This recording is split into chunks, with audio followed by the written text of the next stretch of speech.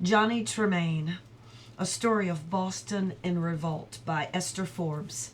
Chapter 3, Part 1. Weeks wore on. September was ending. A large part of every day Johnny spent doing what he called looking for work. He didn't really want to follow any trade but his own. He looked down on soap boilers, leather dressers, rope makers, and such.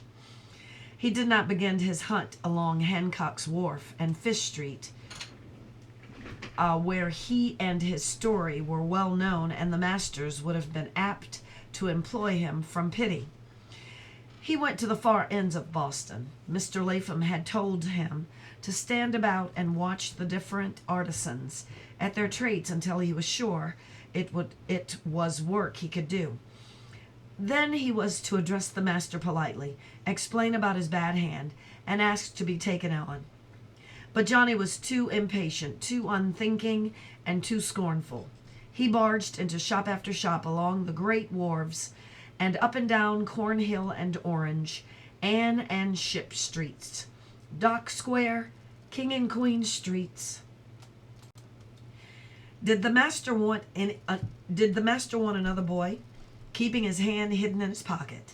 His quickness and address struck everybody favorable, and so an old clockmaster eagerly agreed to take him on, especially when he told him that he had already served Mr. Lapham 2 years. But why, my boy, is Mr. Lapham ready to part with you, now that you must be of value to him? I've a bad hand. Let me see it. He did not want to show his hand, but the masters always insisted. He would take it out of his pocket, where he always kept it, with a flourish, display it to the sickening curiosity of the master, apprentices, journeymen, lady customers. After such an experience, he would sometimes loiter and swim for the rest of the day. Sometimes he would grit his teeth and plunge headlong into the next shop.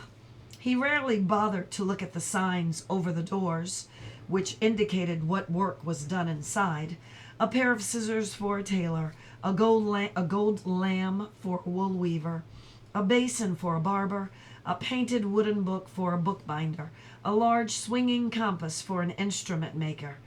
Although more and more people were learning how to read, the artisans still had signs above their shops, not wishing to lose a possible patron merely because he happened to be illiterate. Having been told by one clockmaker he would not suit, Johnny walked in on 2 more and got the same answer. A butcher, his sign was a gilded ox skull, would have employed him, but the idea of slaughtering animals sickened him. He was a fine craftsman to the tips of his fingers, even to the tips of his maimed hand. Now he never came home for the hearty midday dinner. Mrs. Lapham, Madge, and Dorcas were always pointing out how much he ate and how little he did. He knew Mrs. Lapham was looking around for a grown-up silversmith who would come in as a partner for Grandpa, and she had said, looking straight at Johnny, she would never ask him to sleep in the attic with the 2 boys. He was to have the birth and death room. I declare, she said one day, no business can be run with just a feeble old man and 3 of the most worthless boys in Boston, eating their hands off. Seems she was negotiating with Mr. Tweedy, newly arrived from Baltimore. He had arrived alone, but she must make sure he really was a bachelor, or a widower. Obviously, whatever partner she found for her father-in-law must marry one of her poor fatherless girls. The shop must stay in the family. So Johnny ate as little as he could and did not come home at noon, but someone would usually slip a piece of hard bread, cheese, jerked beef, or salt fish, and Johnny cake in the pocket of his jacket as it hung on its hook. He knew it was Scylla, but he never spoke to her about it. His unhappiness was so great, he felt himself completely cut off from the rest of the world. But sometimes, as he lay in the sun on Beacon Hill or Copp's Hill among the graves, he curled himself into a coil of rope along a wharf, eating the food she had managed to get for him. He would dream of the great things he would do for her when he was man-grown. There were 3 things she longed for: a gold necklace, a gray pony with a basket cart, a little sailboat. He dreamed of himself as successful, rich, never as a ditch digger or rag picker Miss Latham was always suggesting to him. Some days there was no food in his pocket. Then he went hungry. On one such day he was strolling up Salt Lane. Here about him, and on Union Street were printing offices. It was noon, and all over Boston work had stopped, and everyone except himself had either gone home for dinner or to one of the famous taverns. Above one tiny shop he saw a sign that attracted him. It was a little man in bright blue coat and red breeches, solemnly gazing at Salt Lane through a spyglass. So this was where the Boston Observer was published. The Latham took no newspaper, but he had heard Mr. Latham speak of the wicked Observer and how it was trying to stir up discontent in Boston, urging the people to revolt against the mild rule of England. The comical little painted man looked so genial, so ready to welcome anyone, that Johnny stepped in. He might have guessed he would waste his time. Of course, the master would be off for dinner, but because he had liked the painted sign, he went in. He had not even stopped to consider whether or not a printer's work was something that he could do. He saw the squat, bug-like printing press, the trays of type, the strings on which printed sheets were hung to dry like clothes on a line. On a workbench was a smaller press for notifications, proclamations, broadsides, trade cards. Everything smelled of printer's ink.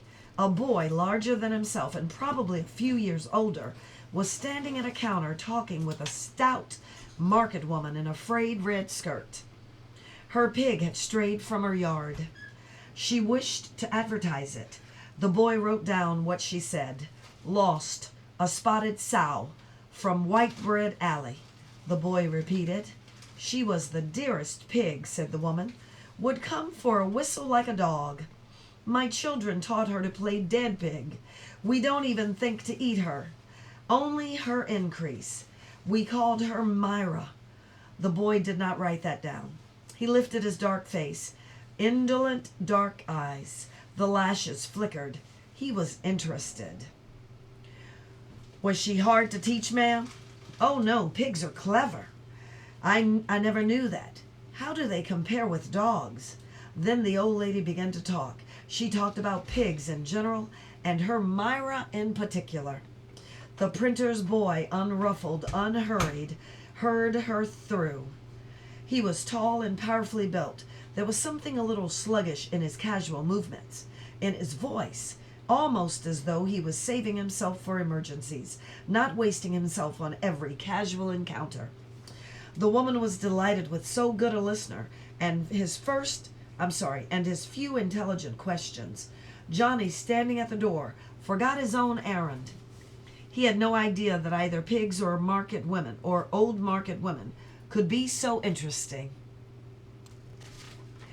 It was the apprentice standing at the counter in his leather apron and full white shirt, his thoughtful face framed in hair, black and straight as an Indian's, who had cast a spell over the old gossip and her subject. Although the boy had nodded casually as Johnny came in, he did not speak to him until after the woman was gone and he had set up the few lines of type. There was nothing rude about his seeming neglect. It was almost as if they were friends of long standing. The strange boy had nothing of the bustling smartness of the usual Boston apprentice. Johnny had seen enough of them in the last month, apprentices who knew what you wanted and that you would not suit, and you were out on the street again in 3 minutes. Having set the advertisement, the boy took a covered basket from under the counter, put it on the table, and drew up 2 stools. Why don't you sit down, he said, and eat? My master's wife, she's my aunt, always sends over more than I can manage. Seemingly he had sized up everything with only half a glance from the lazy dark eyes. He had known Johnny was hungry without once really looking at him, and had also known that he was someone he himself liked. He was both friendly and aloof. Nonchalantly, he took out his clasp knife, cut hunks of bread from the long loaf. There were also cheese, apples, and ham. The ham seemed to remind the printer's boy, of the gossip and her pig. I grew up on a farm, he said, but I never knew you could teach pig tricks. Help yourself to more bread. Johnny hesitated. So far he had not taken his bad hand out, and hadn't taken it out of his pocket since entering the shop. Now he must, or go hungry. He took the clasp knife in his left hand and stealthily drew forth the maimed hand to steady the loaf. It was hard to saw through the crusty loaf with the left hand, but he managed to do it. It took him a long time. The other boys said nothing. He did not, thank God, offer to help him. Of course, he had seen the crippled hand, but at least he did not stare at it. Asked no questions. Seemingly he saw everything and said nothing. Asked no questions. Because of this quality in him, Johnny said, I'm looking for some sort of work I think I could do well in, even with a bad hand. That's quite a recent burn.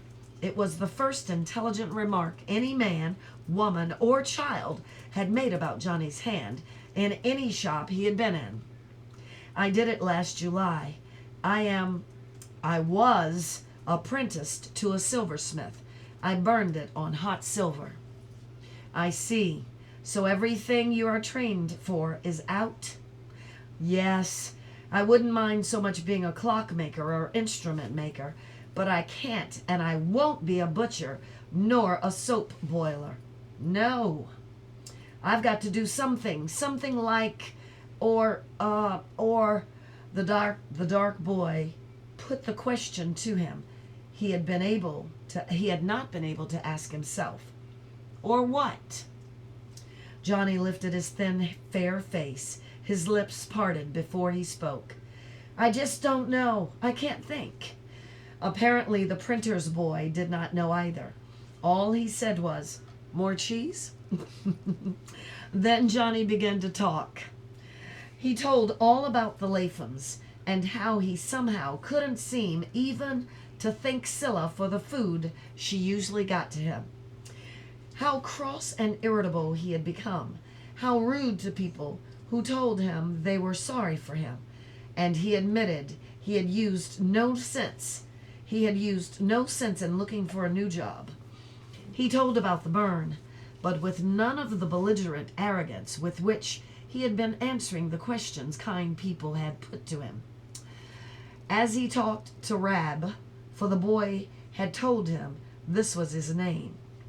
For the first time since the accident, he felt able to stand aside from his problems, see himself.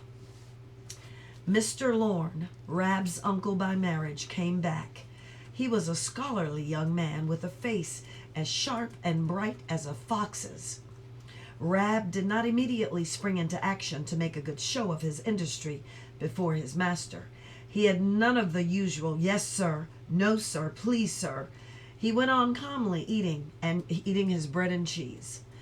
On Mr. Lorne's heels came two boys in big aprons, the Webb twins. Seemingly, they went back to their master's house across Salt Lane for dinner, while the nephew ate out of a basket and minded the shop. The Webbs were set to work. Mr. Lorne began to ink a pad. Johnny felt he must go. Rab walked with him to the door. He was still eating bread and cheese. I don't know how you'll make out, said Rab. Of course you can get work, if you'll take it. I know, unskilled work. Yes, work you don't want. But the dinner had raised Johnny's hopes. I feel sure I'll get something. Overhead, the little man with the spyglass and the red breeches was swinging in the wind, observing Boston from a variety of angles. Rab said, There's some work here you can do. Not the sort that teaches a boy a skilled trade. Just writing for us, delivering papers all over Boston and around. Nothing you'd want. But if you can't find anything else, you come back. I'll come back all right, but not until I tell you what I've done, what a good job I've found myself. You haven't any folks? None at all. I've got lots of relatives, said Rab, but my parents are dead. Oh, come on, I'll come. It wasn't the food alone that so raised Johnny's hopes. It was Rab himself, and ease and confidence flowed out and supported those around him. The market woman had felt better about losing her Myra after she had talked with Rab. He was the first person to whom Johnny Tremain had confided in his own story. The end of chapter, I think it's 2. Let's see. Oh no, it's chapter 3, part 1.